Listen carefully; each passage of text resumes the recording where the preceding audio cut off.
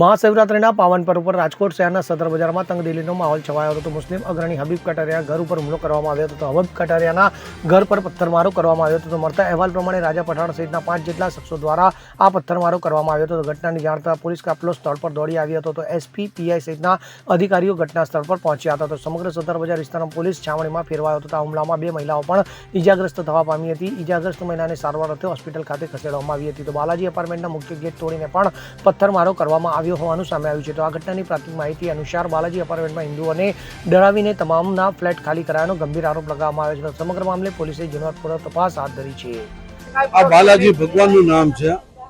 અત્યારે બાલાજી એપાર્ટમેન્ટના અંદર કોઈ પણ બધા હિન્દુ ભાઈઓ ઇજ્જત કરી ગયા, કારણ કે આ જે રાજા જે છે એ મર્ડર કરેલો છે, પાસામાં જેલો છે, માથાકૂટમાં છે, માથાભારી છે અને કેટલાયના એને હાથ પગ પણ કાપી નાખ્યા છે. અને અહીંયા બાજુમાં જેટલા હિન્દુ ભાઈઓ છે એના ત્રાસથી બધા ભાગી ગયા છે. અને અમારી આ સદર વિસ્તાર જે છે એ અમને શાંતિવાળો વિસ્તાર છે. આવા લુખ્ખા તત્વોથી સદર વિસ્તારનું એક માહોલ ખરાબ થાય એટલે કમિશનર સાહેબને વિનંતી, બનાવ ડેરો આખો તોડી નાખ્યો. મારા ભાઈ હમણાં 2 દિવસ પહેલા જ એક્સપાયર થયા છે.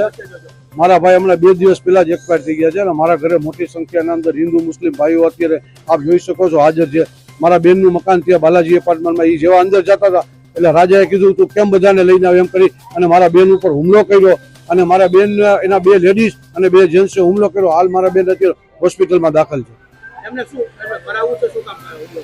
એને આખું બાલાજી એપાર્ટમેન્ટ કબજે કરવું છે અને બાલાજી એપાર્ટમેન્ટ થી બધા હિન્દુ ભાઈઓને કાઢ્યા. 2-4 મુસ્લિમો રહેવા આવ્યા છે એને કે તમે ખાલી કરો, આ બાલાજી એપાર્ટમેન્ટ મારું જ છે.